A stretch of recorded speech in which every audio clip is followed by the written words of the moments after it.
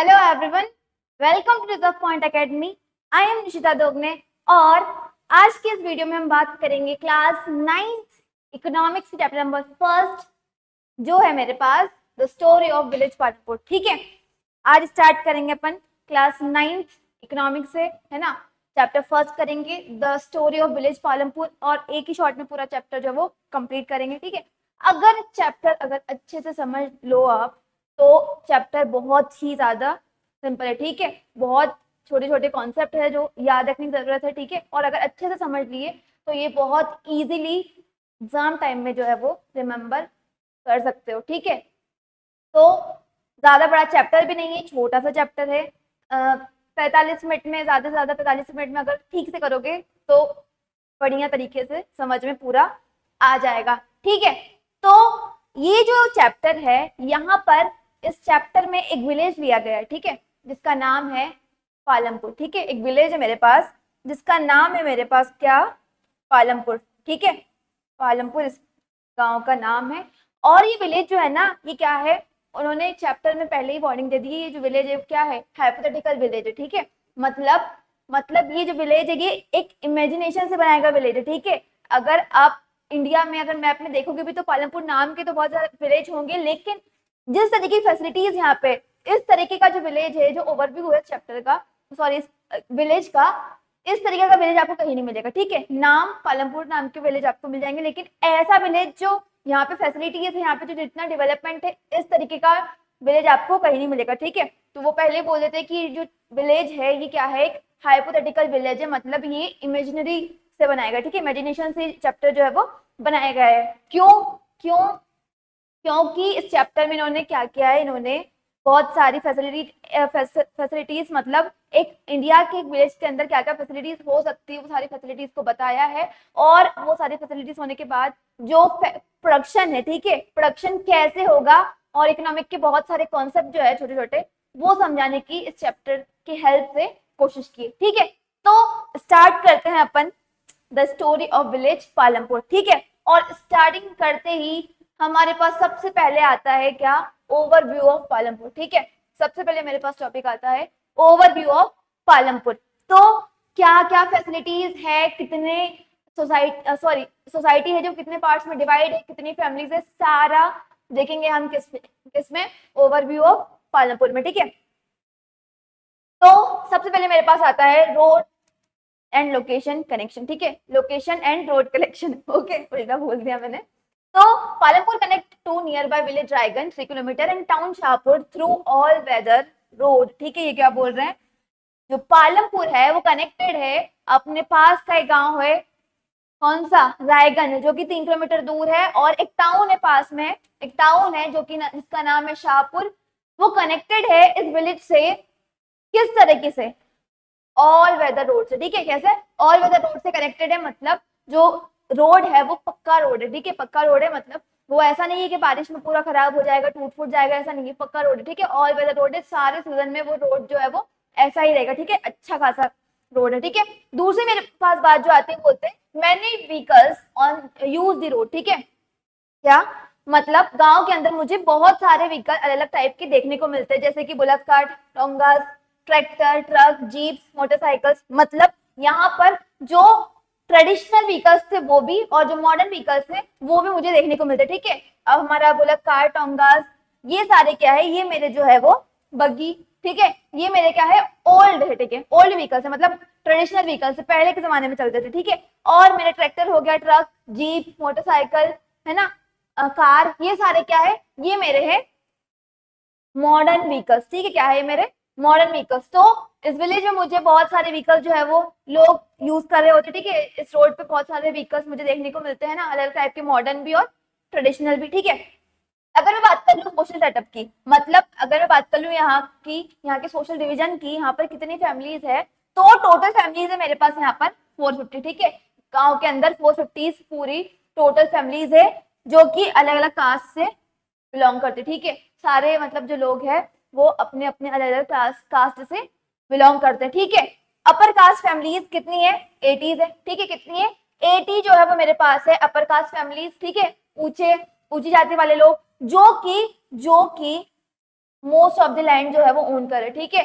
जो कि जिन्होंने गांव का आधे से ज्यादा हिस्सा जो है वो ओन करके रखा है, ठीक है। और उनके पास क्या है, उनके पास पक्के हाउसेस है, पक्का हाउसेस है, मतलब उनके जो हाउसेस है वो ब्रिक से, सीमेंट से, इस तरीके के जो घर है वो बने हुए, ठीक है। और वहीं पे अगर मैं बात करूं लोअर कास्ट के, मतलब एससीज की, दलित की, तो ये कितने हैं, ये 1/3 पॉपुलेशन है, मतलब 1/3 हो गया कितना, 40-50 का, 450 का, 150, ठीक है। 150 फैमिलीज जो है, 150 फैमिलीज जितनी पॉपुलेशन जो है वो क्या है, दलित की है, ठीक है, एससीज की है। और इन्हें क्या कर दिया गया है, इन्हें गांव के कॉर्नर में इनका जो पूरा पार्टीशन है वो कर दिया गया, ठीक है। ये जो लोग हैं वो गांव के एक कोने में रह रहे हैं। आपने most of the Indian village में देखा होगा, जो लोअर कास्ट होते हैं, लोअर कास्ट के लोग होते हैं, वो क्या होते हैं, वो एक अलग गांव में, अलग कॉर्नर में उनका कॉर्नर बना दिया जाता है, और वहीं पर वो सारे लोग जो है वो रह रहे होते हैं, ठीक है।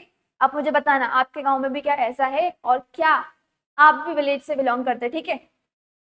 तो मेरे विलेज में तो ऐसा है, ठीक है, मेरे विलेज में तो यही है, जो हमारे लोअर कास्ट के लोग हैं उनका एक अलग सेक्शन बना दिया गया है, अलग कॉर्नर में वो लोग रहते हैं, और बाकी जो लोग हैं वो एक अलग पार्ट में रह रहे होते हैं, ठीक है।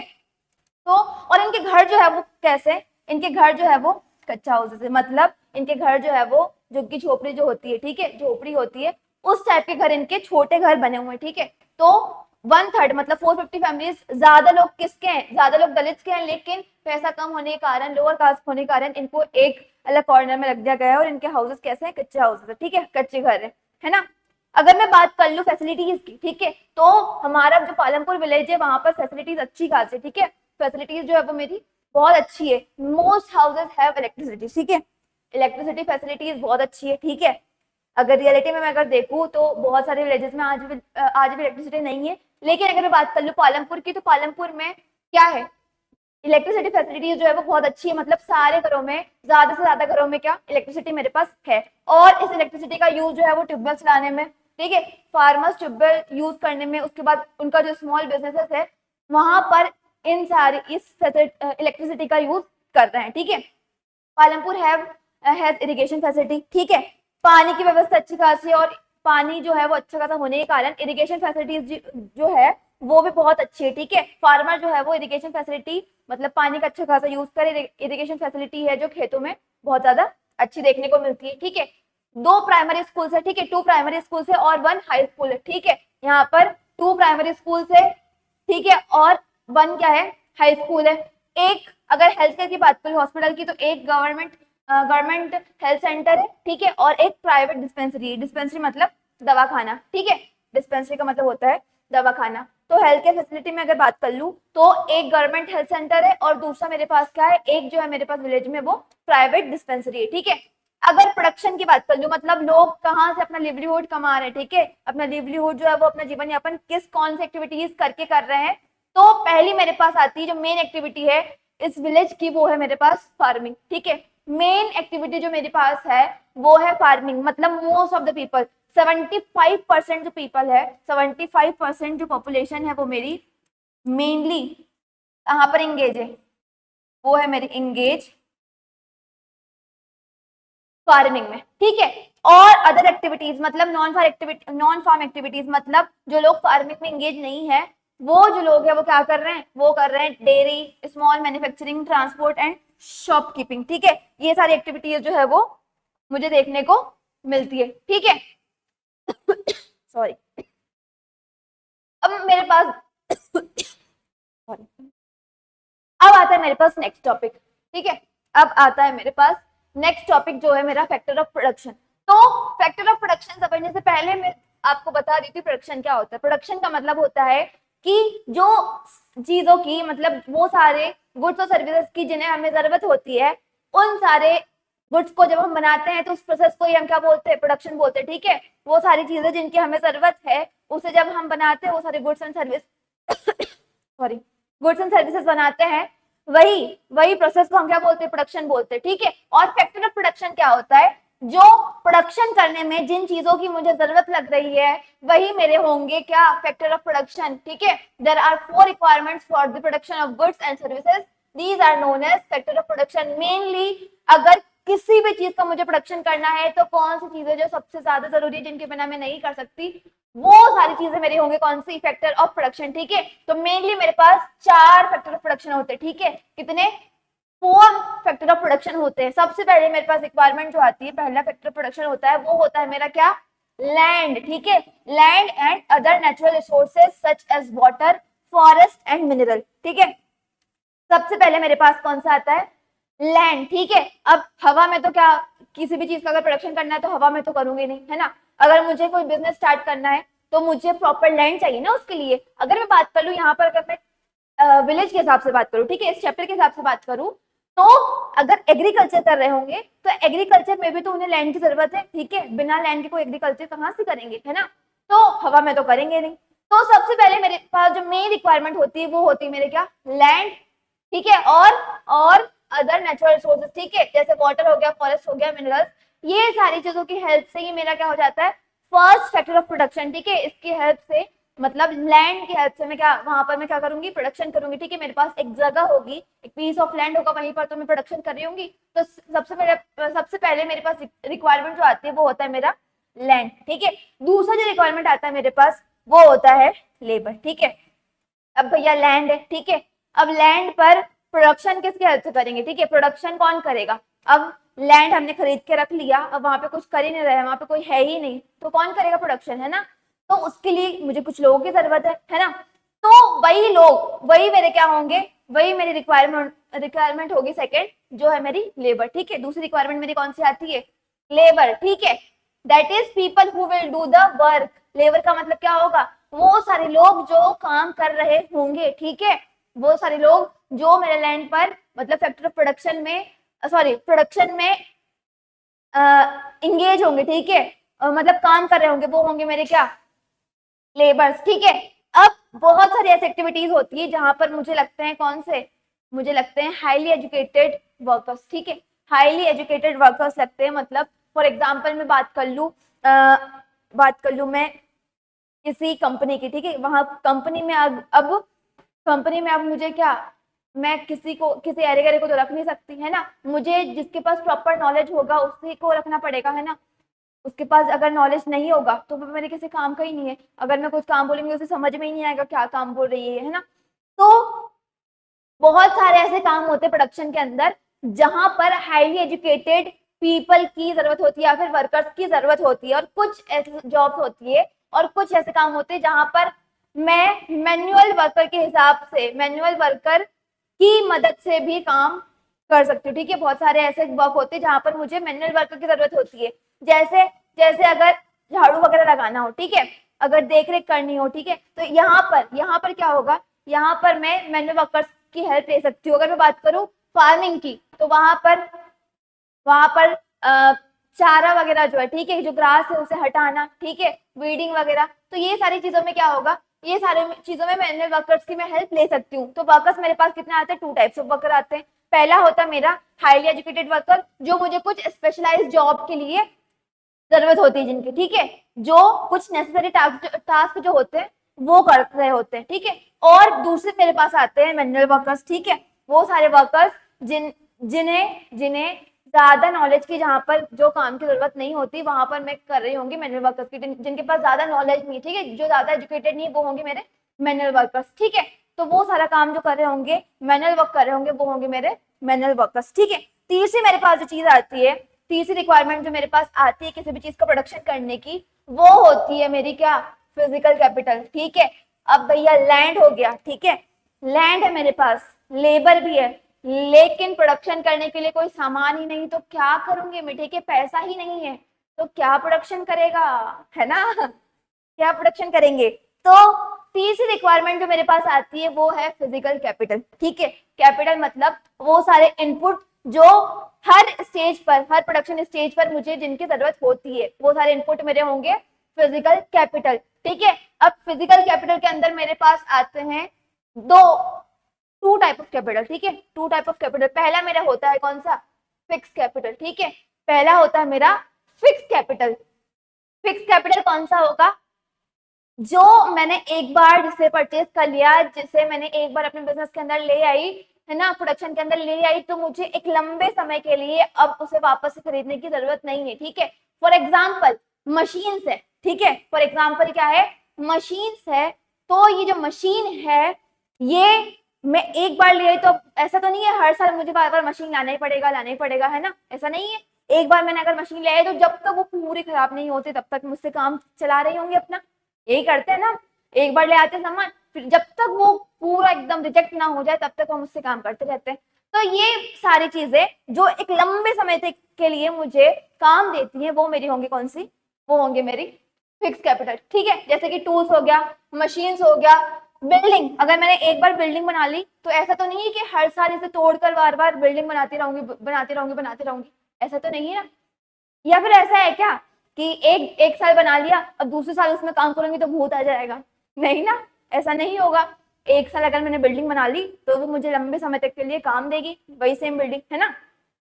तो पहला मेरा होता है फिक्स कैपिटल, ठीक है, और दूसरा मेरा होता है कौन सा, वर्किंग कैपिटल, ठीक है। वर्किंग कैपिटल के अंदर क्या आता है, raw material and money in hand, ठीक है। रॉ मटेरियल जैसे कि फॉर एग्जांपल मुझे एक बॉटल बनानी है, ठीक है, अब बॉटल बनानी है तो उसके लिए प्लास्टिक की मुझे जरूरत होगी और दूसरे केमिकल्स की मुझे जरूरत होगी, ठीक है। तो ये सारे मेरे कौन से होंगे, रॉ मटेरियल होगा, ठीक है, प्लास्टिक जो होगा वो मेरा रॉ मटेरियल होगा, ठीक है।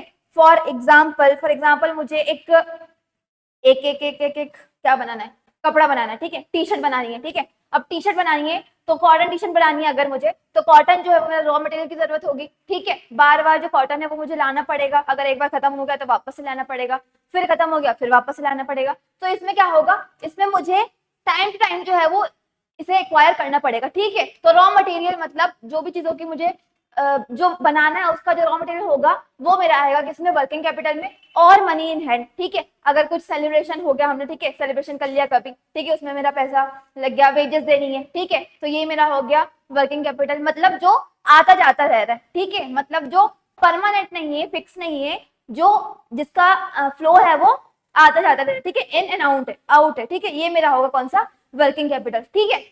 लास्ट मेरे पास जो रिक्वायरमेंट होती है वो होता है मेरा ह्यूमन कैपिटल, ठीक है। अब भैया लैंड भी है, लेबर भी है ना, कैपिटल भी है, फिजिकल कैपिटल भी है। अब ये सारे नॉलेज को, सॉरी, ये सारी चीजों को जब मैं एक साथ लाकर कोई अपने नॉलेज से, ठीक है, अपने माइंड से जब एक साथ ही चीजों को लाता है और एक पूरा बिजनेस खड़ा करता है, वही मेरे क्या होता है, वही मेरा होता है ह्यूमन कैपिटल, ठीक है। जो एंटरप्रेन्योर्स होते हैं, ठीक है, जो अपने आइडियाज से, अपने नॉलेज से ये सारी चीजों को एक साथ लाकर जब पूरा प्रोडक्शन प्रोसेस करते हैं, कुछ आउटपुट लेते हैं, वही मेरा क्या होता है, ह्यूमन कैपिटल होता है, ठीक है। We need knowledge and enterprise to be able to put together land, labor and physical capital and produce output either to use ourselves or sell in the market, ठीक है। वो क्या बोल रहे हैं, हमें कुछ नॉलेज की, कुछ एंटरप्राइज की, मतलब कोई बिजनेस की, ठीक है, एक जगह की जहां पर ये सारी चीजों को हम साथ में लाकर कुछ आउटपुट प्रोड्यूस कर सके, या तो हमारे लिए या फिर बेच सके, तो मुझे उसकी जरूरत होगी, और यही मेरा क्या होगा, यही मेरा होगा ह्यूमन कैपिटल, ठीक है। वो सारा नॉलेज, वो सारी एक पूरा बिजनेस, एंटरप्रेन्योरशिप, जहां पर मैं इन तीनों चीजों को साथ मिलाकर किसी भी चीज का आउटपुट निकाल रही होंगी, आउटपुट प्रोड्यूस कर रही होंगी, या तो मेरे लिए या फिर बेचने के लिए, वही मेरा होगा क्या, ह्यूमन कैपिटल, ठीक है। अब ह्यूमन कैपिटल जो है, ये पूरा का पूरा कॉन्सेप्ट जो है वो हमें सेकेंड चैप्टर में इससे टेंशन में पढ़ना है, ठीक है, मतलब एक्सपेंड करके पूरा दिया हुआ है, एक्सप्लेनेशन जो है वो पूरा अच्छा खासा इसका सेकेंड चैप्टर में मुझे मिलेगा, है ना, वहां पर मैं पूरा पढ़ूंगी। अभी सिर्फ समझ लो हमारी तीन चीजों को, ठीक है, पहला लैंड, लेबर और तीसरा कौन सा, फिजिकल कैपिटल, ठीक है। इन तीनों चीजों को अभी ध्यान में रखना है क्योंकि पूरे चैप्टर में मुझे इन तीनों चीजों की ही जरूरत लगेगी, ठीक है, ठीक है। अब आता है मेरा क्या, अब जब भी मैं बात करूंगी अगर यहाँ पर कैपिटल की, ठीक है, चैप्टर में जब भी मैं बात करूंगी कैपिटल की, तो वो ह्यूमन कैपिटल के बारे में नहीं बोल रही होंगी, मैं बोल रही होंगी किसके बारे में, फिजिकल कैपिटल के बारे में, ठीक है। तो जब भी मैं अगर आगे से यूज करूं कैपिटल वर्ड का, तो वो होगा मेरा फिजिकल कैपिटल, ठीक है, ठीक है। फिर आता है मेरा, अब आती है मेरी प्रोडक्शन एक्टिविटीज, ठीक है, अब आती है मेरी प्रोडक्शन एक्टिविटी, कैसे प्रोडक्शन किया जा रहा है, ठीक है, कैसे जो प्रोडक्शन एक्टिविटी है उन्हें सॉरी उन्हें वर्क में लाया जा रहा है, मतलब कैसे एक्टिविटीज को परफॉर्म किया जा रहा है, वो होगी मेरी क्या प्रोडक्शन एक्टिविटीज। ठीक है, अब मैं देखूंगी वहां पर, तो पहला ही मेरे पास जो मेन एक्टिविटी है, जो 75% लोग जो है जिस चीज में एंगेज है, वो है मेरी फार्मिंग। तो सबसे पहले मेरे पास आता है फार्मिंग इन पालमपुर। ठीक है, फार्मिंग इन पालमपुर। तो अब मैं देखूंगी क्या, सबसे पहले मेरे पास आता है लैंड इज फिक्स्ड। ठीक है, सबसे पहले मेरे पास वो बोलते हैं कि जो फार्मिंग कर रहे हैं लोग, जो फार्मिंग में इंगेज है जो लोग वहां पर, तो जो लैंड है, ठीक है, जो लैंड जहां पर फार्मिंग की जा रही है वो कैसा है, पालमपुर के अंदर फिक्स है। कैसा है, फिक्स है। ठीक है, फिक्स है। Production Palampur main production activity is farming. ठीक है, अभी मैंने बताया मेन प्रोडक्शन एक्टिविटी क्या है, फार्मिंग है। और कितने लोग, 75% जो पीपल है वो कहां पर, वो है फार्मिंग में एंगेज है। ठीक है, अपना लिवलीहुड जो है उस पर रिलाई कर रहे हैं, फार्मिंग पे। ठीक है, however since 1960 land area under cultivation has remained fixed, limiting the potential for growth। ठीक है, मतलब यहाँ पर वो बोलते हैं कि इतने सारे लोग जो है वो भले ही फार्मिंग में एंगेज है, लेकिन 1960s के बाद से जो फार्मिंग के लिए लैंड है, ठीक है, जो लैंड है प्रोडक्शन के लिए, वो फिक्स है। ठीक है, वो फिक्स है, मतलब पॉपुलेशन तो जो है वो बढ़ती जा रही है, लेकिन जो लैंड है वो एकदम फिक्स है। ठीक है, इसने क्या किया, इसने ग्रोथ का पोटेंशियल जो है वो उसे लिमिट कर दिया। ठीक है, मतलब हमारी पॉपुलेशन तो बढ़ती जा रही है, लेकिन लैंड जो है वो फिक्स है। ठीक है, this has led to some wasteland being converted into cultivable land. ठीक है, अब लैंड जो था वो फिक्स है, तो हमारे पास जो वेस्ट लैंड भी था, ठीक है, लोगों ने क्या किया, जो वेस्ट लैंड भी था उसे इरिगेशन की हेल्प से, फर्टिलाइजर की हेल्प से, मैन्योर की हेल्प से क्या किया, वो वेस्ट लैंड को भी कन्वर्ट किया है किसमें, कल्टीवेबल लैंड में। ठीक है, जो हमारे पास आइडल लैंड था, मतलब जो लैंड जिसपे हम बंजर जमीन जो थी उस पे जिसपे हम फार्मिंग नहीं कर सकते थे, उसे भी लोगों ने क्या किया है, उसे भी लोगों ने अब कल्टीवेबल लैंड में कन्वर्ट कर दिया थ्रू इरिगेशन एंड फर्टिलाइजर। ठीक है, क्यों, क्योंकि लैंड जो है वो कैसा फिक्स है, अब कोई पोटेंशियल ही नहीं बढ़ने का। ठीक है, तो लोगों ने क्या किया, वेस्ट लैंड को भी अब कन्वर्ट कर दिया है हमारे कल्टीवेबल लैंड में। लेकिन ये बहुत पहले हुआ था। ठीक है, अब तो जो क्या है, अब पूरा फिक्स है। ये बहुत जो ट्रांसफर करने की प्रोसेस थी, ये बहुत पहले हुई थी। 1960 के बाद से अगर मैं देखूं तो एकदम जो कल्टीवेशन के अंडर जो लैंड है वो पूरा फिक्स है, मतलब अब कोई भी क्या नहीं है, स्कोप नहीं है बढ़ने का, है ना, क्या नहीं है, कोई भी स्कोप नहीं है लैंड का बढ़ने का। ठीक है, लेकिन अब वो बोल रहे हैं कि ये लैंड जो है वो ठीक है मेरे पास फिक्स है ना, लैंड कैसा है मेरे पास फिक्स है, लेकिन क्या कोई ऐसा रास्ता है कि फिक्स लैंड पर मैं ज्यादा प्रोडक्शन कर सकूं, क्या कोई ऐसा रास्ता है कि ज्यादा से ज्यादा इस लैंड से मैं आउटपुट ले सकूं, ज्यादा से ज्यादा प्रोडक्शन कर सकूं इस पे, तो हाँ ठीक है रास्ते। ठीक है रास्ते। पहला तो मेरा क्या है, मल्टीपल क्रॉपिंग। मल्टीपल क्रॉपिंग क्या होता है, एक ही पीस ऑफ लैंड पर, सेम पीस ऑफ लैंड पर जब हम एक साल में एक फसल से ज्यादा फसल उगाते हैं, वो होगी मेरी क्या, मल्टीपल क्रॉपिंग। ठीक है, same land used for 2-3 crops year. ठीक है, क्या एक साल के अंदर एक से ज्यादा फसल जब हम उगाएंगे किसी लैंड पर, वो होगा मेरा क्या, मल्टीपल क्रॉपिंग। ठीक है, ये क्यों कर रहे हैं, ताकि हमें ज्यादा से ज्यादा आउटपुट मिले। ठीक है, ताकि हमें जो लैंड हमारे पास फिक्स है, जो छोटा हमारे पास लैंड है, उसमें हम ज्यादा से ज्यादा आउटपुट जो है वो प्रोड्यूस कर पाए। इसलिए यहाँ के फार्मर्स क्या कर रहे हैं, यहाँ के फार्मर्स करते हैं मल्टीपल क्रॉपिंग। ठीक है, अब कौन कौन सी क्रॉप उगाते हैं, कौन कौन सी, पहले मेरे पास थी खरीफ। ठीक है, ये फार्मर क्या करते थे, खरीफ क्रॉप जो था उसको उगा रहे होते। ठीक है, खरीफ क्रॉप क्या होती है, जो हमारे मानसून सीजन में हम करते हैं, मतलब जून जुलाई से लेके हमारा जो सितंबर तक जो क्रॉप होगा, है ना, आई थिंक सितंबर अक्टूबर जो क्रॉप हम उगा रहे होंगे, वो हमारा टाइम पीरियड होगा किसका, खरीफ क्रॉप्स का। ठीक है, यहाँ पर हम कौन सी, ज्वार और बाजरा जो क्रॉप है उन्हें उगा रहे होंगे, और इन्हें किस तरीके से, इन्हें as a cattle feed use किया जाता है, मतलब जो हमारी कैटल्स है उन्हें उनका खाना बनाने के लिए इसे फॉडर की तरह यूज कर रहे होते हैं हम। ठीक है, जो ज्वार एंड बाजरा होता है, खरीफ क्रॉप जो हमारी कौन कौन सी उगा रहे थे, ज्वार एंड बाजरा। ठीक है, और जो दिसंबर से अक्टूबर के बीच में जो टाइम बचा था, मतलब रबी और खरीफ के बीच में जो गैप था उसके बीच में ये लोग क्या उगा रहे होते हैं, ये उगा रहे होते हैं अक्टूबर से दिसंबर के बीच में पोटैटो, ठीक है, क्या पोटैटो। और एक और क्रॉप जो हमारी होती है रबी क्रॉप, रबी क्रॉप में ये उगा रहे थे वीट, ठीक है, किस चीज के लिए, या तो सेल्फ कंजप्शन के लिए या सेलिंग के लिए। तीन टाइप की क्रॉप उगा रहे थे, ये तीन क्रॉप उगा रहे थे एक साल के अंदर। पहला था मेरा खरीफ क्रॉप, मतलब जहां पर ज्वार बाजरा इन दोनों में से कोई से भी क्रॉप उगा रहे थे एज अ कैटल फीड, ठीक है, जैसे ये कैटल फीड की तरह यूज कर रहे थे। दूसरी क्रॉप थी मेरी रबी क्रॉप, रबी क्रॉप के अंदर ही ज्यादा क्या वीट प्रोड्यूस कर रहे थे, और या तो सेल्फ कंजप्शन के लिए या फिर सेल करने के लिए, ठीक है। जो छोटे किसान थे वो सेल्फ कंजप्शन के लिए, और जो बड़े किसान थे जिनका प्रोडक्शन ज्यादा है वो क्या सेलिंग के लिए, ठीक है।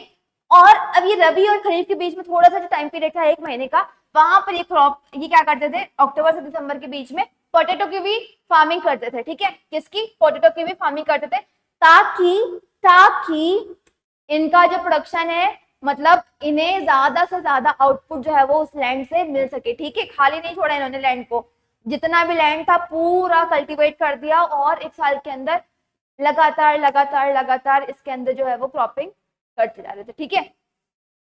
अगर मैं बात कर लूं एक ऐसे क्रॉप की जो पूरे साल भर जिसे प्रोड्यूस होने में लगता है, ठीक है, जो पूरे साल भर एनुअल एक क्रॉप होती मेरी, वो है हमारा क्या, शुगर कैन, ठीक है।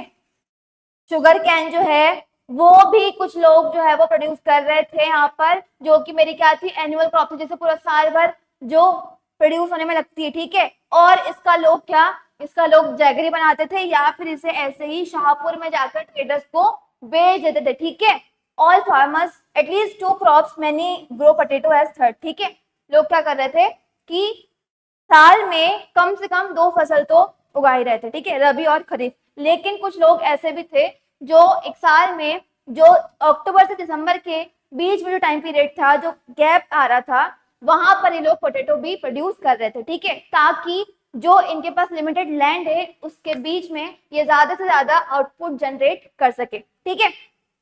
Farmers are able to grow 3 different crops in a year due to the well-developed system of irrigation with tubers, ठीक है। अब ये लोग थे वो इतना ज्यादा प्रोडक्शन कैसे कर रहे थे, ठीक है। लैंड तो जो था वो मेरे पास लिमिटेड था, लेकिन इस विलेज में जो हमारी इलेक्ट्रिसिटी फैसिलिटी थी, ठीक है, इलेक्ट्रिसिटी जो थी वो बहुत अच्छी थी। अभी मैंने बताया था कि यहाँ पे क्या क्या फैसिलिटी थी, ट्यूबवेल थे, है ना, और इलेक्ट्रिसिटी बहुत अच्छी थी। तो इस चीज के कारण लोग जो थे वो ज्यादा से ज्यादा आउटपुट जनरेट कर पाते थे, ठीक है। ट्यूबवेल्स जो थे वो मोस्ट ऑफ दी फील्ड्स में ट्यूबवेल्स अपलोड थे, ठीक है, मतलब वहां पे थे, इंस्टॉल्ड थे, तो इसीलिए ये सारे लोग जो थे वो ज्यादा से ज्यादा प्रोडक्शन कर पा रहे थे, ठीक है। मल्टीपल क्रॉपिंग कर रहे थे, एक साल के अंदर 2 से 3 क्रॉप्स प्रोड्यूस कर रहे थे, ठीक है। कुछ लोग जो थे वो रबी और खरीफ क्रॉप प्रोड्यूस कर रहे थे, और कुछ लोग जो थे जिनके पास ज्यादा लैंड था वो क्या कर रहे थे, थर्ड क्रॉप जो था हमारा पोटैटो उसे भी प्रोड्यूस कर रहे थे। एक क्रॉप जो था मेरे पास वो था शुगर कैन, जो था मेरा एनुअल क्रॉप, ठीक है, मतलब जिसे जनरेट होने में, जिसे प्रोड्यूस होने में पूरा साल, ठीक है, 1 साल का टाइम पीरियड चाहिए होता है, वो भी कुछ लोग यहाँ पर प्रोड्यूस करते हैं, और उसका जैगरी बना के, ठीक है, गुड़ बना के उसका क्या करते हैं, शाहपुर में ट्रेडर्स पे जाकर ये सेल कर देते हैं, ठीक है। और ये सब क्यों हो रहा था, due to well developed system of irrigation and tubewells, ठीक है। अब मेरे पास 2 मेथड आते हैं, ठीक है। पहला होता है मेरा ट्रेडिशनल फार्मिंग मेथड, और दूसरा होता है मेरा कौन सा, मॉडर्न फार्मिंग मेथड, ठीक है। तो ट्रेडिशनल मेथड में क्या होता है, हम क्या करते हैं, मैन्योर का यूज करते हैं, ठीक है, लो इरिगेशन फैसिलिटी होती है वहां पे, लो इरिगेशन यूज करते हैं, उसके बाद ज्यादा केमिकल फर्टिलाइजर यूज मतलब करते ही नहीं है, ठीक है। और क्या करते हैं, जो ट्रेडिशनल मेरे पास टूल्स होते हैं, ठीक है, हो गया, डिगिंग स्टिक हो गया, ठीक है, सिकल हो गया, ये सारी जो टूल्स होते हैं इनकी हेल्प से हम क्या कर रहे होते हैं, फार्मिंग कर रहे होते हैं, ठीक है। तो ये सारे मेरे क्या आते हैं, ये मेरे थे ट्रेडिशनल फार्मिंग मेथड के फैक्टर्स, ठीक है। अब यहाँ पर क्या हो रहा था, यहाँ पर ये सारी चीजों की, यहाँ पर क्या होता है, यहाँ पे लो प्रोडक्शन होता है, ठीक है, हम ज्यादा फर्टिलाइजर भी यूज नहीं कर रहे हैं, इरिगेशन भी ज्यादा नहीं कर रहे हैं, ठीक है, उसके बाद ट्रेडिशनल टूल्स की हेल्प ले रहे हैं। तो इन सब से क्या होता था, इन सब से यहाँ पर प्रोडक्शन जो था वो लो होता था, ठीक है।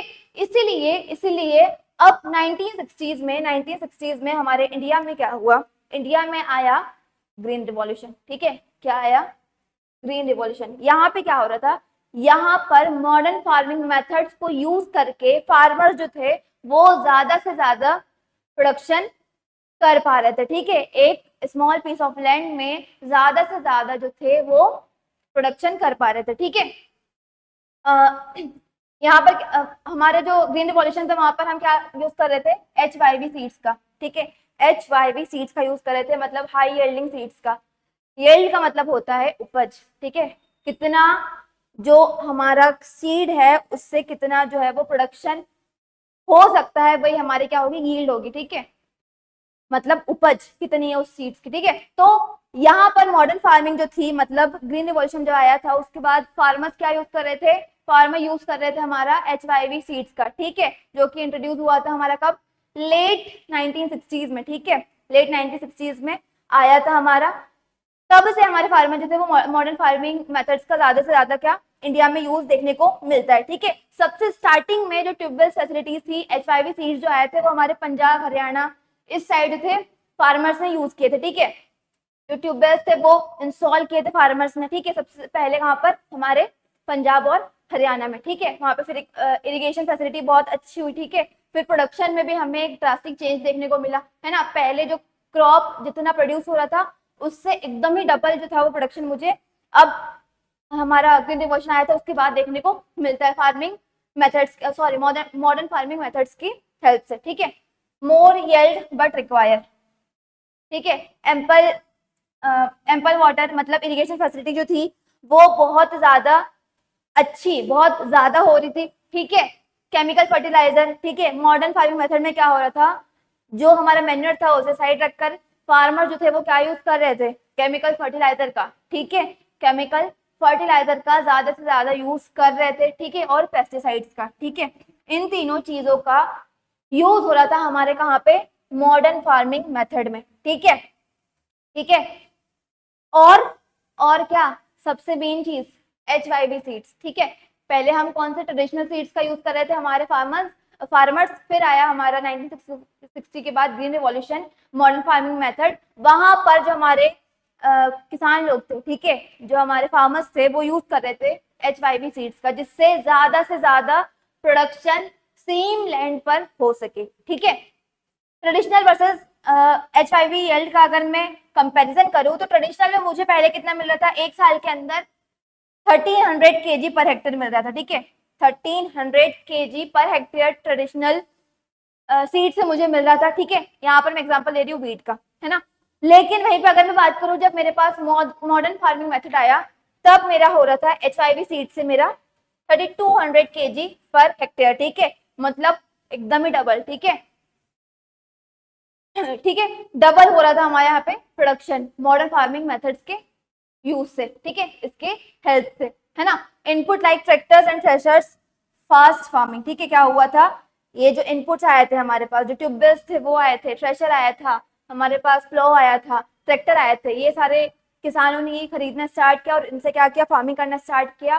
तो इन सारे हेल्प से क्या हुआ, इन सारे चीजों की हेल्प से हमारी फार्मिंग जो थी वो अब पहले से फास्ट होने लग गई। ठीक है, हम क्या पहले से फास्ट प्रोडक्शन करने लग गए और ज्यादा प्रोडक्शन करने लग गए। ठीक है, ज्यादा हमें जितना लैंड जो पहले हम यूज कर रहे थे जिसमें हमें लो प्रोडक्शन हो रहा था हमारा, वही सेम लैंड पर अब जो है वो किसानों का डबल प्रोडक्शन देखने को मिल रहा था। ठीक है ना।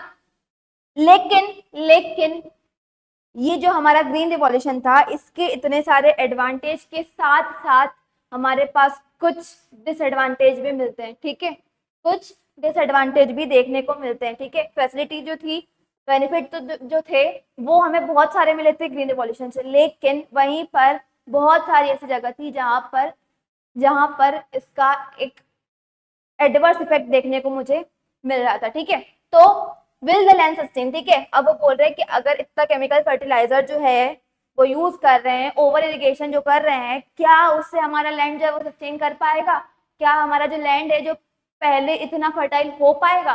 ठीक है, तो देखते हैं, land should be judiciously use. ठीक है, लैंड जो है वो सही तरीके से, ठीक है, मतलब जितना हमें यूज लग रहा है, जितना एसेंशियल है उतना ही हमें क्या यूज करना चाहिए। ठीक है, मतलब ये जो ज्यादा से ज्यादा आउटपुट जनरेट करने के लिए, प्रोड्यूस करने के लिए हम जो इतनी ओवर इरिगेशन कर रहे थे, इतना केमिकल फर्टिलाइजर यूज कर रहे थे, ये आगे चल के हमें एडवर्स इफेक्ट दिखाने वाला था ही, ठीक है। और ये चीज जो है वो हमें पता भी होती, ठीक है। अगर आज भी मैं अगर देखूं तो बहुत सारे विलेजेस में पता है फार्मर्स को, है ना, फार्मर्स को पता है कि अगर हमने इतना ज्यादा केमिकल फर्टिलाइजर यूज किया तो एक टाइम पर हमारा जो लैंड है, हमारी जो सॉइल है, वो पूरी उसकी फर्टिलिटी जो है वो पूरी खत्म हो जाएगी।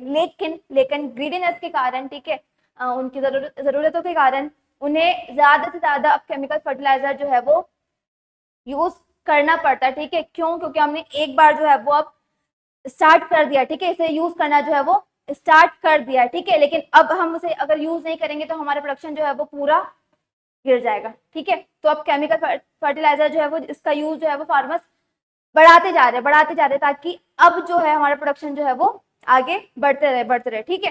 तो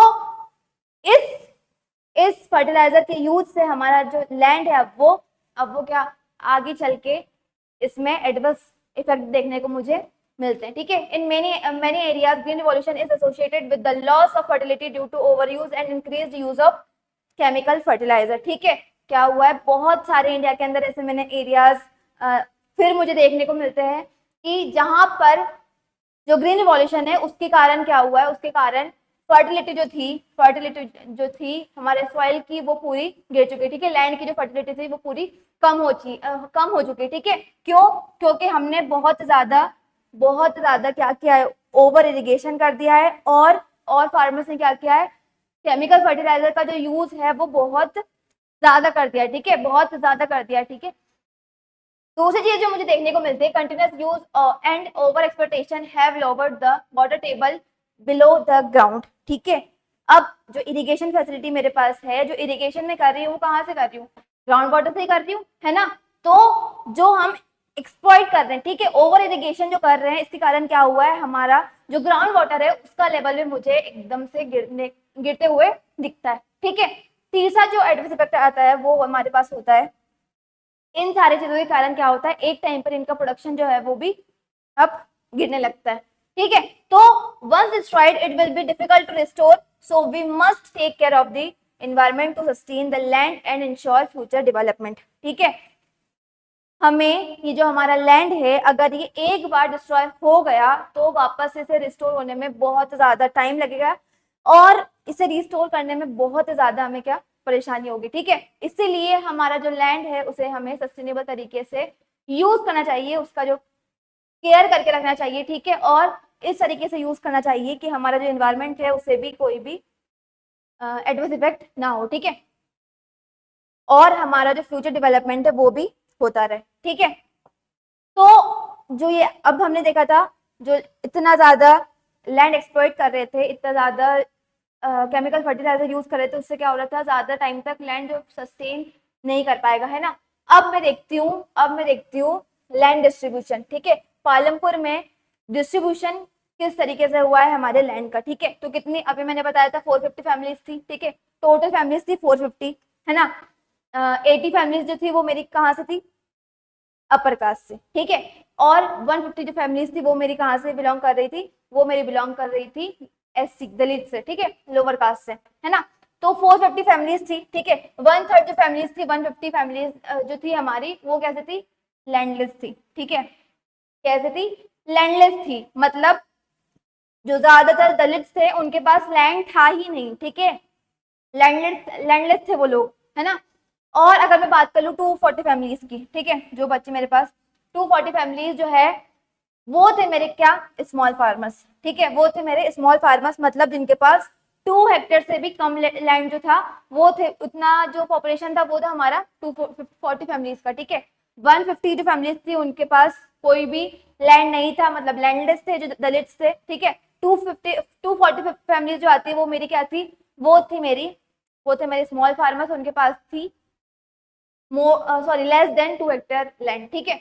अगर मैं बात कर लूँ 60 फैमिलीज की, ठीक है, 60 फैमिलीज की अगर मैं बात करूँ तो ये थे मेरे मीडियम और लार्ज फार्मर, ठीक है। 60 फैमिलीज के अंदर मेरे आ रहे थे मीडियम और लार्ज फार्मर्स जिनके पास 2 हेक्टेयर से ज्यादा लैंड था, और किसी किसी के पास तो यहाँ पर 10+ हेक्टेयर लैंड था, ठीक है, 10 से ज्यादा हेक्टेयर लैंड भी था किसी किसी के पास। तो मेरे पास थे मीडियम और लार्ज फार्मर्स जो कि थे मेरे 60, ठीक है, 60 फैमिलीज थी जिनके पास 2 हेक्टेयर से ज्यादा लैंड था, और किसी के पास तो कितना 10+ हेक्टेयर भी लैंड मुझे देखने को मिलता है, ठीक है। तो 150 फैमिलीज लैंडलेस थी, 240 जो थी वो थी मेरे पास कैसी, स्मॉल फार्मर्स जिनके पास लेस देन 2 हेक्टेयर लैंड है, और 60 फैमिली जो थी वो मेरी मीडियम एंड लार्ज फार्मर्स थे जिनके पास मोर देन 2 हेक्टेयर लैंड था, और किसी किसी के पास 10+ हेक्टेयर भी लैंड था, ठीक है। तो यहाँ से मुझे पता चलता है कि डिस्ट्रीब्यूशन जो था वो एकदम कैसा था, अनइक्वल था, ठीक है। किसी के पास बिल्कुल लैंड नहीं है लेकिन किसी के पास 10+ हेक्टेयर लैंड है, ठीक है। तो पालमपुर के अंदर जो लैंड डिस्ट्रीब्यूशन था वो अनइक्वल था, ठीक है। कैसा था, unequal. A few of the large farmers have land extending over 10 hectare or more. अभी मैंने बताया कि बहुत सारे ऐसे बहुत कम ऐसे फार्मर्स थे जिनके पास लैंड जो था वो 10 हेक्टेयर से ज्यादा था, ठीक है। तो ये हो गया मेरा लैंड डिस्ट्रीब्यूशन, है ना। अब आता है मेरा ये जो लैंड डिस्ट्रीब्यूशन हो गया, इसके अंदर जो हम फार्मिंग कर रहे हैं वहां पर labour, who will provide the labour, ठीक है, हमें लेबर कौन प्रोवाइड करेगा, ठीक है, कौन हमारी वहां पर मदद करेगा, वहां पर काम कौन करेगा, ठीक है। तो small farmers along with their families cultivate their own field, ठीक है। जो 250 फैमिलीज थी जिनके पास 2 हेक्टेयर से कम लैंड था, वो अपनी फील्ड में, अपना जो फील्ड था, अपना जो फार्म था, वहां पर अपनी फैमिली के साथ कल्टीवेशन करते थे, ठीक है, अपनी कल्टीवेशन के साथ अपनी फैमिली के साथ कल्टीवेशन कर रहे थे, फार्मिंग कर रहे थे, ठीक है। लेकिन वहां पर बहुत सारे ऐसे भी देखने को मिलते हैं मुझे फार्मर्स जो कि ज्यादा अर्न करने के लिए क्या करते, अपने लैंड में भी करते प्रोडक्शन, ठीक है, और दूसरों के लैंड में भी जाकर, जो लार्ज फार्मर्स है उनके लैंड में भी जाकर काम कर रहे होते, ठीक है। Thus they provide the labour required for farming themself, ठीक है। तो ये जो स्मॉल फार्मर्स है, बहुत सारे ऐसे लेबर्स थे जो कि खुद की फील्ड पे काम कर रहे थे, और इसीलिए सब्सिक्वेंटली ये खुद के लिए लेबर जो है वो प्रोवाइड कर रहे थे, ठीक है। अगर मैं बात कर लूं मीडियम एंड लार्ज फार्मर की, तो ये क्या करते थे, ये फार्म लेबर्स हायर करते थे, ठीक है। ये क्या करते थे, फार्म लेबर जो थे वो हायर करते थे, मतलब वो लोग जो इनकी फील्ड पर इनका काम करेंगे, ठीक है। Farm labours come either from landless families और families cultivating small plot of land. मतलब अभी मैंने बताया जो स्मॉल फार्मर्स है उनके कुछ फार्मर्स, वहां के कुछ फार्मर्स, और वो सारे लोग जिनके पास लैंड है ही नहीं, ठीक है, जो फैमिलीज लैंडलेस है, ठीक है, वो सारी फैमिलीज जो थी, वो सारे लोग जो थे वो क्या कर रहे थे, वो farm labours as a farm labour जो थे वो वर्क कर रहे थे, ठीक है, दूसरों की फील्ड में। अब ये जो फार्म लेबर्स थे इनका कोई भी राइट नहीं था हमारे जो लार्ज फार्मर्स थे उनके लैंड पे, ठीक है, कोई भी राइट नहीं था, बस इन्हें वहां पर जाकर क्या काम करना होता था, है ना। और लैंड लेबर जो थे, मतलब जो लैंडलेस फैमिलीज थे, उनकी पॉपुलेशन बहुत ज्यादा होने के कारण बहुत कंपटीशन मुझे देखने को मिलता है लेबर्स में भी, ठीक है। मतलब बहुत बार तो सिचुएशन भी होती है कि बहुत कम वेज पर ही कोई भी लेबर जो था वो काम करने को तैयार हो जाते थे, ताकि कम से कम हमें थोड़ा तो मिले, है ना। इस होप में ये क्या करते थे, बहुत कम वेजेस में भी बहुत बार as a farm labour work करने को तैयार हो जाते थे, ठीक है। Farm labours will not have any right over the crops grown on the land, अभी मैंने बताया, है ना।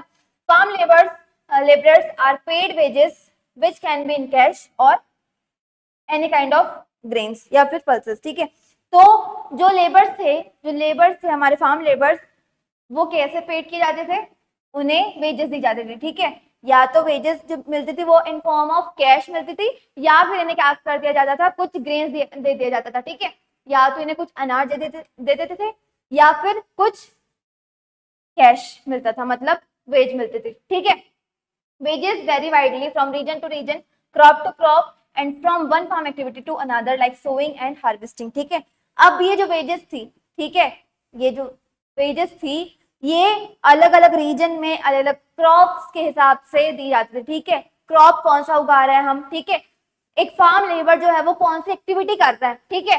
ये सारी चीजें जो थी, इन सारी चीजों के बेसिस पर एक फार्म लेबर को वेजेस दी जाती थी, ठीक है। There is a wide variation in the duration of employment, ठीक है। मतलब कोई कोई से ऐसे लेबर थे जो कि एक पर्टिकुलर टाइम पीरियड में, एक पर्टिकुलर सीजन में जो थे काम कर रहे होते थे, ठीक है, मतलब सीजनल लेबरर्स होते थे। और एक टाइप के ऐसे लेबरर्स होते थे जो कि पूरे साल भर एक ही फील्ड में जो थे सारी एक्टिविटीज कर रहे होते थे, ठीक है। फॉर एग्जाम्पल विलेजेस में हम अभी भी देखते हैं ना, हार्वेस्टिंग जब करते हैं तो दूसरी जगह से हम लेबर लेकर आते हैं, ठीक है, फार्म लेबरर्स लेके आते हैं, और वो क्या सिर्फ हार्वेस्टिंग के लिए आते हैं, उन्हें हम वेजेस पे करते हैं, वो वापस चले जाते हैं, ठीक है। लेकिन कहीं कहीं पर मैं ऐसे भी लेबरर्स देखती हूँ जहां पर वो साल भर अलग अलग एक्टिविटीज एक ही फील्ड में कर रहे होते हैं, ठीक है। There is high competition for getting work, so many times labourers agree to work for low wages, ठीक है। अब भी मैंने इसका एक्सप्लेनेशन किया कि बहुत ज्यादा कंपटीशन होने के कारण बहुत बार ऐसी सिचुएशन भी आती थी कि जो बहुत सारे लेबरर्स थे वो एग्री कर जाते थे लो वेजेस पर काम करने के लिए, ठीक है, ताकि उन्हें कुछ ना कुछ तो अमाउंट मिले, इसलिए, ठीक है। तो ये था मेरा who will provide the labourers, ठीक है। तो अल्टीमेटली यहाँ से मुझे क्या पता चलता है कि जो लैंडलेस पीपल थे, जो लैंडलेस फैमिलीज थी, वो और कुछ स्मॉल फार्मर जो थे वो लेबर जो थे वो प्रोवाइड कर रहे होते थे किसे, मीडियम और लार्ज फार्मर्स को, ठीक है। अब आता है मेरे पास नेक्स्ट कैपिटल, ठीक है, capital needed in the farming. मतलब अब जो कैपिटल मुझे लग रही है, ठीक है, जो टूल्स है, जो मशीन्स है, जो पैसा है, जो वर्किंग कैपिटल है, जो मुझे लग रही है फार्मिंग में, वो कहाँ से आएगी, ठीक है, वो कहाँ से आएगी, ठीक है। Modern farming method require a great deal of capital so that the farmer now needs more money than before, ठीक है। मैंने स्टार्टिंग में ही बता दिया था कि अगर मैं चैप्टर में आगे जब भी मैं यूज करूंगी वर्ड कैपिटल तो वो होगा मेरा क्या, फिजिकल कैपिटल, ठीक है, जहां पर मैं बात कर रही होंगी या तो फिक्स कैपिटल की या फिर वर्किंग कैपिटल की। तो यहाँ पर मैं बात कर रही हूँ किस चीज की, यहाँ पर मैं बात कर रही हूँ फिजिकल कैपिटल की, ठीक है। तो मॉडर्न फार्मिंग जब आई, ठीक है, जब ग्रीन रिवॉल्यूशन आया, मॉडर्न फार्मिंग मेथड जब आए, तो लोगों को बहुत सारे कैपिटल की नीड होती थी, ठीक है, बहुत सारे टूल्स की जो थी वो नीड होती थी, ट्रैक्टर्स वगैरह, है ना, इन सारी चीजों की बहुत ज्यादा नीड होने लग गई। इसलिए इस कारण से अब लोगों को, मतलब जो हमारे फार्मर्स थे, अब उन्हें पहले से और ज्यादा पैसा चाहिए होता था, ठीक है। अब क्या, पहले हमारा भले ही लो प्रोडक्शन हो रहा था लेकिन पैसा भी वहां पर कम लग रहा था, ठीक है। मैन्युअल, हम नेचुरल जो मैन्युअर था उसे यूज कर रहे थे, है ना, फर्टिलाइजर यूज ही नहीं कर रहे थे, लो इरिगेशन में कर रहे थे फार्मिंग, तो वहां पर मुझे ज्यादा पैसा नहीं लग रहा था। लेकिन जब आए मेरे मॉडर्न फार्मिंग मेथड, ठीक है, जब आए मेरे मॉडर्न फार्मिंग मेथड, तो यहाँ पर मुझे कैपिटल की बहुत ज्यादा नीड हुई, और जितना ज्यादा कैपिटल की नीड होगी मुझे, उतना ज्यादा मुझे पैसा लगाना पड़ेगा फार्मिंग के अंदर, ठीक है। तो यहाँ पर ये बात थी, most of the small farmers have to borrow money to arrange for capital, they borrow from large farmers or the village money lenders or the traders to supply various input for cultivation, ठीक है। जो हमारे small farmers थे, ठीक है, जो हमारे small farmers थे, तो इन लोगों को हमारे जो बड़े बड़े मनी लेंडर्स थे, ठीक है, बड़े बड़े जो फार्मर्स थे या फिर शाहपुर के जो ट्रेडर्स थे, इन लोगों से पैसे उधारी पर लेने पड़ते थे, ठीक है। इन लोगों को क्या करना पड़ता था, इनपुट्स लाने के लिए, कैपिटल जनरेट करने के लिए इन्हें इन लोगों से पैसा जो था वो बोरो करना पड़ता था, ठीक है। और ये लोग मौके का फायदा उठाते हुए क्या करते थे, इन लोगों को पैसा जो था वो हाई इंटरेस्ट पर देते थे, ठीक है, हाई इंटरेस्ट पे इन लोगों को लोन देते थे, और जब ये लोन पे नहीं कर पाते थे तो इन्हें बोलते थे कि अब से आपको हमारे फील्ड पर भी काम करना पड़ेगा, और जो इंटरेस्ट है वो भी साथ ही साथ देना पड़ेगा पूरा, ठीक है। इंटरेस्ट जो था वो भी बढ़ते जाता था, और साथ ही साथ फिर बाद में ये एग्रीमेंट करवा लेते थे कि अब से तुम तुम्हारे फील्ड के साथ साथ हमारी फील्ड पर भी 12 महीने काम करोगी, ठीक है। इस तरीके के ट्रैप मैंने फंसा दिया जाता था, ठीक है। तो स्मॉल फार्मर जो थे वो मनी बोरो करते थे हमारे लार्ज फार्मर्स और मनी लेंडर जो थे उनसे, या फिर हमारे जो ट्रेडर्स थे उनसे, ठीक है, ताकि बहुत सारे जो इनपुट्स है, बहुत सारी कैपिटल जो है वो मुझे कल्टीवेशन के लिए जो लग रही है वो मैं ला पाऊं, ठीक है।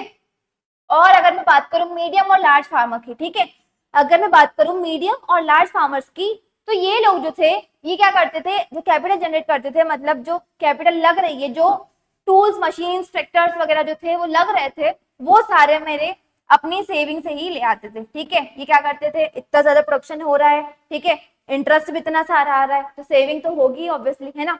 तो इतनी सेविंग से ये क्या करते थे, कुछ सेविंग से अपना जो भी नेक्स्ट ईयर मुझे कैपिटल नीडेड होगा वो ये लोग इस पैसे से, इस सेविंग से ले आते थे, ठीक है।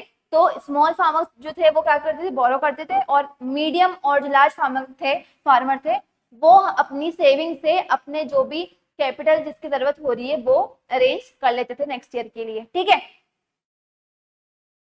सेल ऑफ सरप्लस, ठीक है। अब नेक्स्ट जो मेरे पास चीज आती है वो है जो मेरे पास प्रोडक्शन हुआ है, ठीक है, उसका अब उसे मैं कौन बेचेगा और कौन नहीं बेचेगा, ठीक है। तो सेल ऑफ सरप्लस, सरप्लस मतलब जो अमाउंट मैंने प्रोड्यूस किया है मेरे सेल्फ कंजप्शन के बाद, जो अमाउंट मेरे पास बच रहा है सेल करने के लिए, वही मेरा होगा कौन सा, सरप्लस, ठीक है। तो farmer retain a part of the wheat for a families consumption and sell their surplus wheat, ठीक है। फार्मर जो थे वो क्या करते थे, अपनी फैमिली के लिए जो भी कंजप्शन जो था, ठीक है, मतलब जो भी कंजप्शन के लिए जितना भी अमाउंट है, जितना भी पार्ट है वो रख लेते थे, और बाकी जो सरप्लस होता था, जो भी व्हीट होता था जो बेचने के लिए, वो उसे क्या करते थे, बेच देते थे, ठीक है ना। Small farmers like Savita have very little surplus wheat because their total production is very low, and from this they have to retain a large part of their family needs, ठीक है। तो स्मॉल फार्मर्स थे, जो सविता, जो हमारा एक example दिया है चैप्टर के अंदर, सविता जो थी वो एक बहुत छोटी किसान हुआ करती थी, तो उसके पास जो था वो बहुत कम सरप्लस होता था, ठीक है। क्यों, क्योंकि उसका प्रोडक्शन वैसे ही पहले लो था, ठीक है, इतना ज्यादा लैंड है नहीं, कैपिटल भी इतना है नहीं, और जितना भी पैसा आ रहा है वो कहाँ पर, वो मुझे ज्यादा से ज्यादा देना पड़ रहा है इंटरेस्ट में, तो प्रोडक्शन जो था वो बहुत ज्यादा लो था, और इसी कारण उसे अपना अनाज का जो हिस्सा था वो ज्यादा से ज्यादा अपनी फैमिली के लिए रखना पड़ता था, ठीक है। मतलब अनाज में जो जितना हिस्सा था, अनाज जितना था मेरे पास, जितना बीट था, जितना सरप्लस था, उसका एक लार्ज पार्ट जो था वो तो पूरा फैमिली नीड्स को पूरा करने में ही चला जाता था, ठीक है। और अगर मैं बात कर लूं मीडियम और लार्ज फार्मर की, ठीक है, मीडियम और बिग फार्मर्स की अगर मैं बात करूं, तो ये लोग क्या करते थे, ये लोग अपना जो व्हीट था, ठीक है, व्हीट था या फिर जो अपना सरप्लस था, उसे उसे शाहपुर में जाकर क्या करते थे, ट्रेडर्स को बेच देते थे, ठीक है। क्या करते थे, मार्केट में ले जाते थे, तो वहां पर जो ट्रेडर्स थे वो इस अनाज को खरीदते थे, ठीक है। और ये जो अनाज ट्रेडर्स ने खरीदा है वो आगे चल के इसे आगे भिजवा देते, मतलब सिटीज में, और हमारे जो अलग अलग टाउन्स है, अलग अलग सिटीज है, वहां तक पहुंचाते थे, ठीक है। तो ये लोग जो थे हमारे बिग और मीडियम फार्मर्स, ये लोग अपना सरप्लस जो था उससे क्या करते थे, मार्केट में जाके पूरा बेच देते थे, ठीक है। इनके पास मतलब ज्यादा से ज्यादा प्रोडक्शन था, है ना। अगर मैं बात कर लूँ चैप्टर में, तो चैप्टर में एक एग्जाम्पल है मुझे तेजपाल सिंह का, है ना, उसका प्रोडक्शन कितना हो रहा होता है, 350 क्विंटल्स, है ना, 350 क्विंटल्स उसका प्रोडक्शन हो रहा होता है वीट का। तो उसमें से थोड़ा सा अमाउंट ऑफ फैमिली के लिए थोड़ा अमाउंट रख लिया, ठीक है, सेल्फ कंजप्शन के लिए। अब इतना जो अमाउंट बचा, इतना सारा जो अमाउंट है वो क्या करेगा, मार्केट में जाके बेच देगा, और ये जो पैसा आएगा उससे आधी सेविंग कर लेगा, ठीक है, और आधा जो बचेगा उससे क्या करेगा, नेक्स्ट ईयर के लिए सीड्स ले लेगा, जो भी कैपिटल नीड होगी वो ले लेगा, है ना। तो ये सारी चीजें उससे वो पूरी कर लेगा, ठीक है। तो वहीं अगर यहाँ पर मैं देखूँ तो सविता जैसे छोटे फार्मर्स है, इनका तो लार्ज अमाउंट ऑफ जो लार्ज पार्ट ऑफ सरप्लस था वो सारा कहाँ जाता है, वो जाता है पूरा फैमिली नीड को पूरा करने में ही, ठीक है, क्योंकि प्रोडक्शन इनका वैसे ही बहुत लो था, ठीक है। और अगर मैं बात कर लूँ लार्ज और मीडियम फार्मर्स की, ये क्या करते थे, इनका सेल्फ कंजप्शन करके जितना भी इतना सारा जो इनके पास बीट होता था वो कहाँ पर, मार्केट में जाकर ट्रेडर्स को बेच दिया करते थे, ठीक है।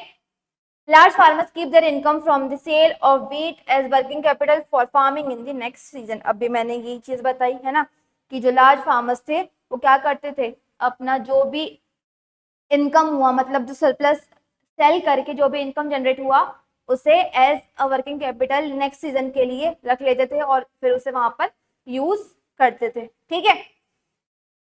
अब आती है मेरी non farm activities and form poor, ठीक है। अभी तक ये जो पूरा चक्कर चल रहा था ये चल रहा था हमारा फार्मिंग एक्टिविटीज का, ठीक है। अभी तक मैं देख रही थी फार्मिंग एक्टिविटीज, मतलब मेनली 75% जो लोग थे वो हमारे थे इंगेज किसमें, फार्मिंग में, ठीक है। तो वो हमारी मेन एक्टिविटी थी फार्मिंग की, सॉरी पालमपुर की। तो अब आती है मेरे पास, non farming activities in Palampur, ठीक है। एग्रीकल्चर के अलावा अब जो लोग बच रहे हैं वो अपना लिवलीहुड कहाँ से अर्न कर रहे हैं, ठीक है। तो पहली जो मेरे पास एक्टिविटी थी वो थी डेयरी, ठीक है। पहली जो एक्टिविटी थी वो थी मेरी डेयरी, ठीक है। पालमपुर की मेन एक्टिविटी कौन सी थी, फार्मिंग थी। और सिर्फ 25% जो थे लोग वो कहाँ इंगेज थे, वो थे नॉन फार्म एक्टिविटीज में, ठीक है। 25% पॉपुलेशन है ना। तो पहली एक्टिविटी जो थी वो मेरी डेयरी थी। Palampur families engage in dairy production, feeding buffalo grass and rainy जवार एंड बाजरा। अरे ठीक है, ठीक है, ठीक है। तो ये जो पालमपुर की जो कुछ फैमिली जो इंगेज थी डेयरी प्रोडक्शन में, ये क्या करते थे, ये जो बफेलोज थी, ठीक है, इनके पास जो बफेलोज थी उन्हें ग्रास फीड करवाते थे। और जो भी मैंने बोला था जवार बाजरा, जो जहाँ पर हमारे फार्मर जो थे, जो खरीफ क्रॉप जो थे वो फॉर्डर जनरेट कर रहे थे, सॉरी प्रोड्यूस कर रहे थे, तो वो लोग अपनी बफेलोज को ये ग्रास खिलाते हैं, ठीक है। ये जवार बाजरा जो था, ये क्रॉप जो है वो पालमपुर की वो फैमिलीज जो जो डेयरी प्रोडक्शन में इंगेज है वो बफेलोज को ये फीड करवाती थी एज अ फॉर्डर, ठीक है। Milk is sold in Raiganj village with traders from Shahpur town setting up come chilling centres, ठीक है। मिल्क जो था वो, ये जो जितना भी मिल्क जनरेट हो रहा था, ठीक है, मिल्क आ रहा था, वो सारा अब ये जो पालमपुर की फैमिलीज थी वो कहाँ पर, रायगंज में जाकर सारा बेच देती थी, ठीक है। और ये रायगंज के जो विलेजर्स थे, ठीक है, ये शाहपुर के ट्रेडर्स के साथ मिलकर अलग अलग जगह पर क्या किया था इन्होंने, चिलिंग सेंटर, ठीक है, जहाँ पर हमारा जो मिल्क प्रोड्यूस हुआ है, ठीक है, या फिर डेयरी प्रोडक्ट जो भी होंगे उसे ठंडा रखने के लिए जो भी सेंटर जो थे हमारे, कम चिलिंग सेंटर जो थे वो इन लोगों ने बना के रखे थे, ठीक है। और वहां पर इसका जो भी था ट्रेड वो कर रहे थे, ठीक है। तो दूसरा मेरे पास आता है an example of small scale manufacturing in Palampur manufacturing employees less than 50 people primarily using simple small scale methods at home or in field with minimal hiring of laborers, ठीक है। कुछ मैन्युफैक्चरिंग स्मॉल स्केल मैन्युफैक्चरिंग जो था वो भी मुझे पालमपुर में देखने को मिलता है। बहुत कम से कम मतलब बहुत कम मतलब 50 से भी कम जो लोग थे वो मैन्युफैक्चरिंग फील्ड में थे, ठीक है, मैंने स्मॉल स्केल मैन्युफैक्चरिंग कर रहे थे, है ना। ये जो लोग थे ये या तो ये अपने घर में या फिर फील्ड्स में जो थे वो मैन्युफैक्चरिंग करते थे, किस तरीके से, लेबरर्स को हायर करके, ठीक है। तीसरी जो मेरे पास एक्टिविटी थी वो थी मेरी द शॉपकीपर ऑफ पालमपुर, ठीक है। Palampur trade in primarily driven by shopkeeper who buy goods from wholesale market and sell them in the village. यही तो होता है, हमारे गांव में जो दुकानें होती है वो होलसेल में सामान ले आते हैं और फिर हमारे गांव में क्या करते हैं, बेचते हैं, है ना। तो पालमपुर में भी मुझे यही देखने को मिलता है कि शॉपकीपर जो है वो होलसेल में हमारे शाहपुर जो है वहां से या फिर टाउन, जो अलग अलग टाउन से सिटी है वहां से होलसेल में सामान ले आते हैं और गाँव में आकर क्या करते हैं, उसे सेल करते हैं, ठीक है ना। Small general stores sell a variety of items while some families near bus stand open small shops selling eatables, ठीक है। बहुत सारे छोटे छोटे स्टोर्स जो थे, जनरल स्टोर जो थे वो अलग अलग आइटम्स के बना कर रखे थे लोगों ने, ठीक है। मतलब देखने को मुझे मिलते हैं पालमपुर के अंदर, ठीक है।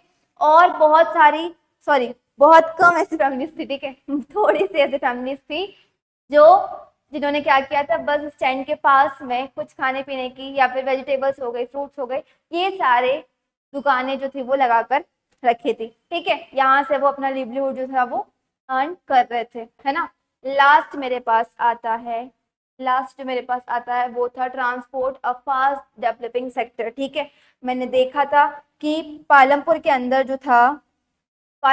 क्या हो रहे थे, मुझे मॉडर्न और ट्रेडिशनल दोनों टाइप के व्हीकल्स देखने को मिलते हैं, ठीक है। और वहां पर क्या था, ऑल वेदर रोड था, ठीक है। मतलब ऐसा रोड जो था वो जो ऐसा ना हो कि बारिश आए तो पूरा एकदम टूट फूट के बिखर जाए, ऐसा नहीं था, कैसा था, ऑल वेदर रोड था, ठीक है।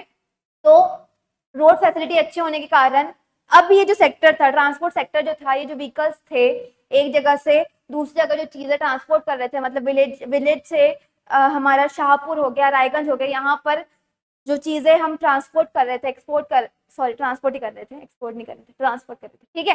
तो ये सारी चीजें जो हम ट्रांसपोर्ट कर रहे थे, ये अब आगे चल के जो है वो बहुत ज्यादा मुझे डेवलप होते हुए दिखता है, ठीक है।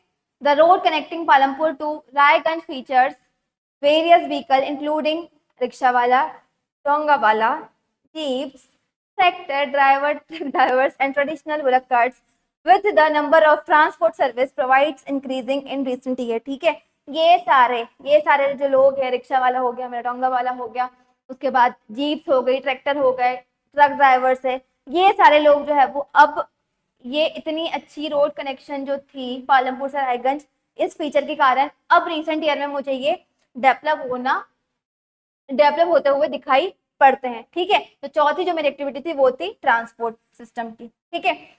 तो यही था मेरा पूरा चैप्टर, है ना, स्टोरी ऑफ पालमपुर।